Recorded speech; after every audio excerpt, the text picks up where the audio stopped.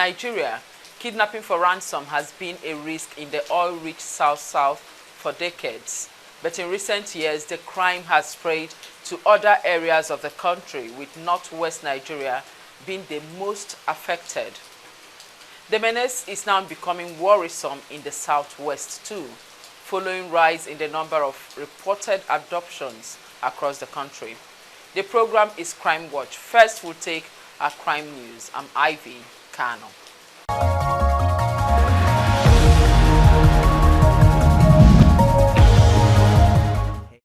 A murder suspect has been apprehended in Kwali, one of the 6 area councils in Abuja. He is being held by the police for beheading 4 children. 22-year-old Mustafa Aliyu was arrested with the decapitated head of a 3-year-old child. He confesses to cutting off the heads of 4 children and handing them to his master, who is being wanted by the police. I went to Malam Yaya's house to ask for 7,000 naira for transport fare to travel to Kaduna to sit for my WAEC and NECO exams. Instead of giving me the money, Malam Yaya gave me rice to eat. Since then, I began to do whatever he told me to do. He said his victims were taken from Shada, Kwali, Kilankwa, Kwaku, and Lele villages. In Plateau State, the police commanders paraded some suspected criminals who have allegedly been terrorizing the state in recent times. Among the suspects paraded was a 32-year-old lady arrested for stealing a 3-day-old baby in Plateau Specialist Hospital, Jos. I wish I didn't survive. I wish I'm dead. I wish I'm dead. But thank God, the innocent people are out of my sight. I'm happy. Let me be prosecuted alone because I'm the only person guilty. She had a knife. I don't know where she got the knife from. Maybe it was in her bag. But while I was about to sleep, she made an attempt to stab me. Why? Women? I don't know. I don't have any idea. I was about sleeping. I was preparing to sleep when she made an approach. Then I saw a shadow on the wall. So that was when I now responded. And when I connected, when I overpowered her, so at that instant, I really do not know what came over me. I regret my action completely, and I plead for mercy. There was an attack on a village there, and the STF people, the police, moved to the scene. One of the STF officers was unfortunately lost his life. That's a corporal, Lance Corporal also, lost his life. And the following day, when we went there to search the area properly, we discovered that there are 3 other bodies. 3 other bodies were also found there. Of course, the police, the state CID, is investigating that case. K9 police dogs will be deployed in train stations across the country as part of the special operations codenamed Puff Adder. The Inspector General of Police says this is meant to increase security within the train station and along the rail corridors. This is coming in the wake of an increasing use of the rail services by passengers who are avoiding the Abuja-Kaduna road for security reasons. The deployment of police dogs is therefore meant for detection of preventing crime along the railway corridors. Their brief shall be for patrol, surveillance, detection, and apprehension of felons in and around railway facilities.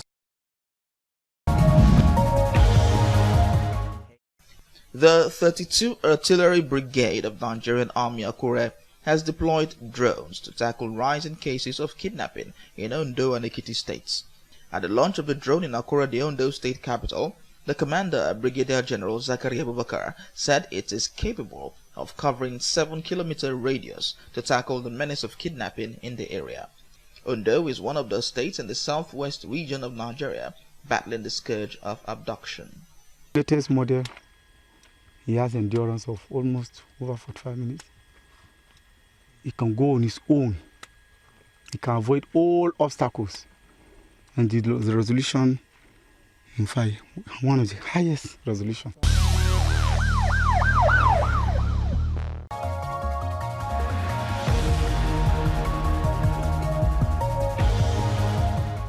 Our first big story takes us to the Abaji Area Council in Abuja, where the spate of kidnapping is giving residents grave concern.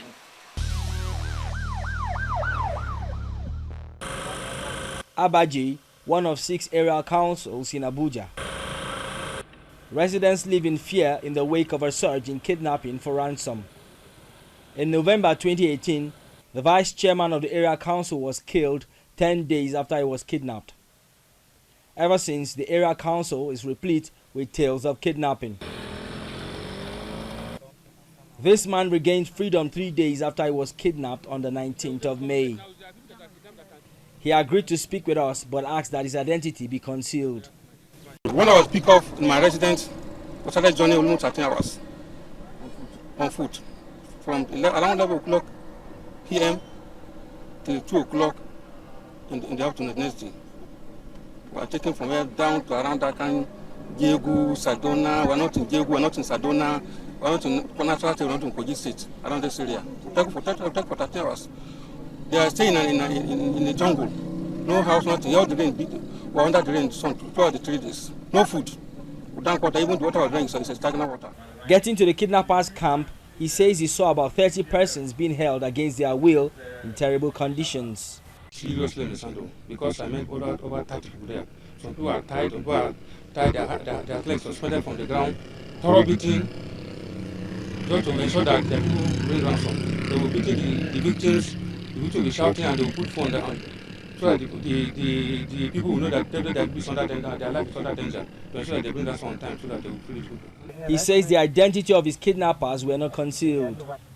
This is one of the roads coming into this area council. Residents here are certain that those who carry out these kidnap activities come from outside but work in close collaboration with informants within the community. People have not actually come out to open up because there are people who know, because there are informants here. And they are actually the cause because of this kidnapper. They are not residing in the... The spate of kidnapping has affected businesses in the area. People are leaving Abaji and people are not coming out again for business. I'm a hotelier sometimes and we don't have light here, especially electricity. So people are not coming out for business. People are afraid. Before 6, 7 o'clock, you see everybody will go to bed because you don't know who will be the next person to kidnap. Now, in fact, we are living in fear. At the tail end of the boundaries of Nasarawa State, there are isolated areas that doesn't have securities. Nasarawa, Kogi State, the same thing. Niger State, the same thing. As such, the criminals have turned the place to be a safe haven where they operate. They come in, operate in our FCT, which is Abaji, and then go back to them. The police operation to stem the tide of kidnapping is yielding results, but slowly. Several arrests have been made. I will seize this opportunity to warn all men of the underworld within this particular area that Abaji is not a green pasture for them to come, reap, and go back to wherever their hideouts are. We are in concert with the CPs of other commands, most especially Nasarawa, Kogi, and Niger, to ensure that we stamp our authority within this particular axis and ensure that sanity is maintained. On this day, the police commissioner visits Abaji to solicit for citizens' participation in getting his community policing strategy to work faster. What we are trying to do now is to say no to kidnapping within Abaji and environment. Security is everybody's business. The global trend in policing is community policing. Therefore, we chose to also involve members of the community in our planned course of action. While the police are gathering more intelligence to tackle the problem, the reality of kidnapping stares residents in the face.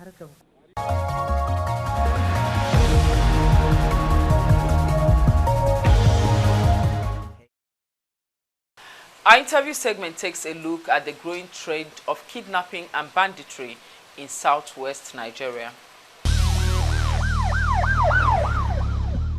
Hello and welcome to the interview segment of Crime Watch. Today we'll be talking kidnapping and armed banditry, especially in the southwest. And to help do justice to that is Colonel Tony Nyam. Welcome to the program, sir. I'll start with, are you not worried that gradually armed banditry is finding its way into the southwest? My reaction is, I knew it was going to go this way. Even in this studio, interviews I've done quite some time and other media houses, some of us have been predicting it. First, the reason why we've been predicting the structure or the constitution we find ourselves in does not give, for example, the governors of the states, they are called chief executive officers only in name. They do not have the enabling powers to enforce the laws made by their houses. And that, in another way, is there is only one government in Nigeria, and that is federal government. Because if the government has two responsibilities, providing security and welfare. But the other tiers of government, state and local government, haven't any enabling means to enforce laws. So to that extent, they are not government. They are basically sole authorities. Now, that's a problem. Because if you watch, all the states that are in big problem, like Zamfara, the governor came out sounding helplessly. Katsina State, where the president comes from, the governor came out sounding helpless. And then, of course, you have many states, as we now have in the southwest, where that far away, the whole thing is moved down to southwest. So the point is, the system, what you may call the framework for national security has got a lot of gaps. The gaps are that we have a system where, as you would have seen in adverts which is coming out from Abuja, you see when they're talking about our soldiers, they say they are our first line and last line of defense. You see, that in itself shows a lacuna. If you say first line, it suggests that there must be other lines. So first, in most other countries, you have the first line of defense or national security is usually local government-based outfits. That is, I'm suggesting that, say in the southwest, for example, you make troops from the OPC, train them, legitimize them, they will deal with crises in the southwest, in the urban towns. In the forest, which the herdsmen are now occupying in southwest, you use the Agbekoyas to be the first people you capture. So that when Chief Olufalaye, for example, was arrested. You're talking about when he was kidnapped. When he was kidnapped. So this is how it operates. So that right now, we have a situation where if someone in Akure is attacked, people in Akure are attacked, and they have to run into the bush, they go to the bush is also occupied. It's the worst situation you can ever have. So the stage we have now is that we've been encircled and we've been infiltrated.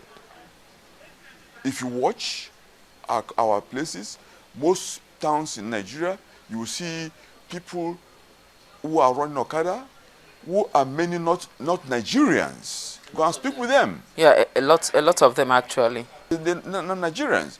And also, when you look at those who are in the hinterland of Southwest, for example, now, most of them are called Bororo Fulanis. Some of them are not Nigerians. They are transnational armed men, and an authority and former experts General Togu, who was Director of Military Intelligence. He's based in a place called Okeogun. He has come out to educate Nigerians that some of these people are not even Nigerians, and yet they're occupying our land and terrorizing our people. So what am I saying? What is the remedy? The remedy is that we must have, the president fortunately has National Assembly with him, this new National Assembly. He needs, with the consent of the National Assembly, declare a state of war on two threats. The first threat is insurgents in the Boko Haram. The second threat is the armed Fulani invaders.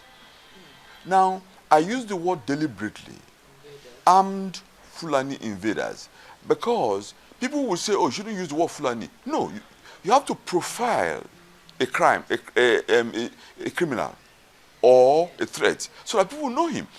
That's why you find, even in the states where there's political correctness, if a black man does something, they'll call him a black man, an African American, or they say white. So we can, no one should stop anybody saying Fulani. They are Bororo Fulanis, distinct from the town Fulanis. By that I mean, with all respect, there are, like the Sultan is a town Fulani. They themselves are embarrassed by what these people are doing. And if people say that they are criminals, then why are people not reasoning and spoken against these people amongst them who are committing crimes on behalf of their names? So you actually think security chiefs are not doing enough? You see, we cannot blame the security chiefs. In the kind of structure we have, the commander-in-chief of the armed forces is the man who the buck stops on his table. And he's the one who can order. The service chief cannot order soldiers. He has to get instruction from the commander-in-chief. And what is also wrong is that the commander-in-chief, I don't blame him too much. What is there is that there is a gap between the commander-in-chief and those who are the operations. What is the gap? There is what we call poor higher defense management. In other words, our management of defense at the higher level, I likened it to how our banks were being managed before the new generation banks like Zenith, Access Bank came in. You can see the difference. The management of our defense at the higher level is still analog inclined. It is not as, so there is still backwardness. Backwardness in the sense that, for example, as we speak, there is no structure that enables the president to be effective commander-in-chief. Now, let me give you an example. Recently, President Trump, when there was a tanker was hit in Iran, you saw he called his men, and during the planning, he asked them, that's how he commanded, he asked them, how many people will die in this operation? They told him the number. He said, no, don't go ahead. So that's how a commander-in-chief functions. When a commander-in-chief has a task, in other words, he has a challenge, what he does, he merely asks for officers. He will then select an officer who will give the command of that task. That commander is called theater commander. Now, he will be the one responsible to take instructions. Then the theater commander will tell him, this is what I need for the operation. Then the service chiefs are not commanders. They are service chiefs. What they do, they prepare the military assets. That is, the manpower, the equipment. Then they will now say, this is what this chap needs. Then they now provide those equipment there. Secondly, we are also lacking in terms of force levels. The number of population of people, you see, we are about 200 million. The UN just said 200 million. We have, I can tell you, we have less than 200 200,000 people in the army. Now, just to give you the picture, Ethiopia has half of our population, has less than half of our GDP. Ethiopia has almost 5 times. It has almost a million people in the army. Not only Ethiopia, Algeria has, because these are countries that are commensurate. Egypt, they have what they may call 3 field armies. Finally, sir, let's have your last word. Our problem is that the level is low, and you may have, as you did ask, why is it so low? Because when the military were in power, there was this tendency. People thought of national security only in terms of the security of the regime in power, not really national security in the sense of the word. So, in effect, what we have now, we are short. I have often recommended that we need a 4-fold increment. That is, we need about 800,000. We need, because of the lack of manpower, our troops, even in the deployment, usually in the military, you deploy with the troops at the front and at the flanks. Now, because of lack of manpower, the troops are not properly protected. Otherwise, how will a commanding officer be killed, like the one who was just killed recently? Because the way the soldiers fight, the commanding officer is not in the front. He is always in the center. So how did they come that he was one to kill? So there are a lot of gaps. So the manpower problem is a big problem. They need to increase. And moreover, it's an opportunity for the president to use that to achieve 2 things. Give our youths jobs. Use that also, give our chaps an opportunity for orientation, because the military training is good. Otherwise, we have a situation where today, I was reading the paper, a young guy could not give a seat to Professor Wale Soyinka. I mean, that shows you how long our young boys, they need orientation. How could the likes of Professor Wale Soyinka take a seat, and a young boy said he should move away from the seat after pleadings that Professor Wale Soyinka had to move? This is how. So we need a platform for orientation, and the military can do that properly.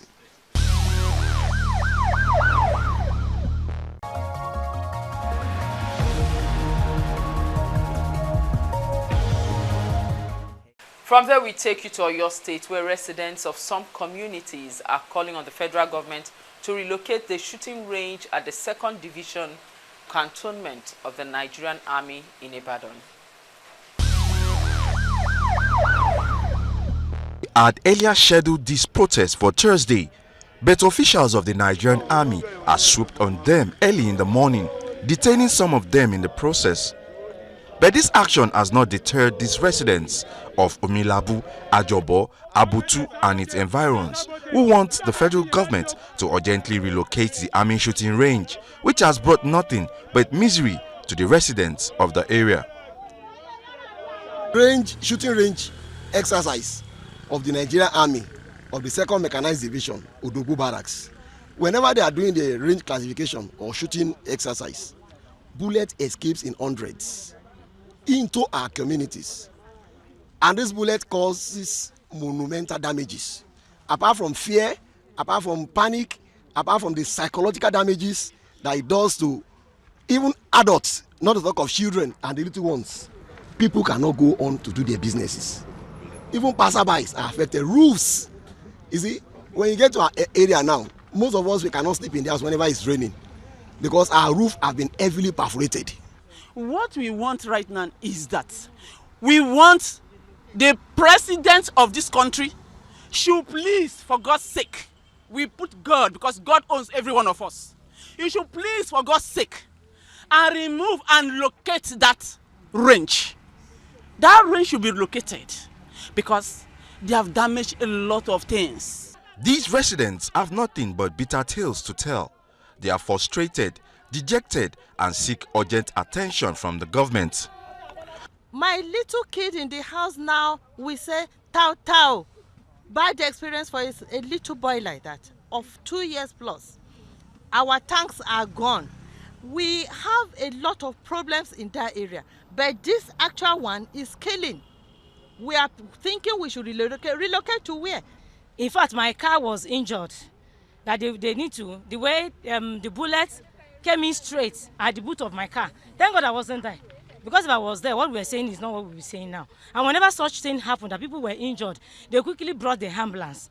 They took them to the hospital. On getting there, when we went there to visit, they said we cannot go inside to see the person.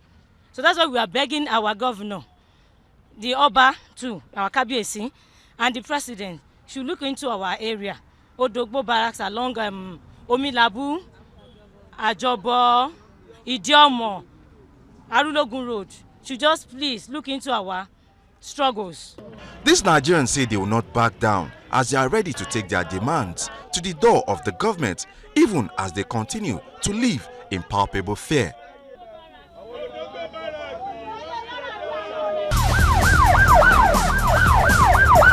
Just before we go, here are some security tips for you.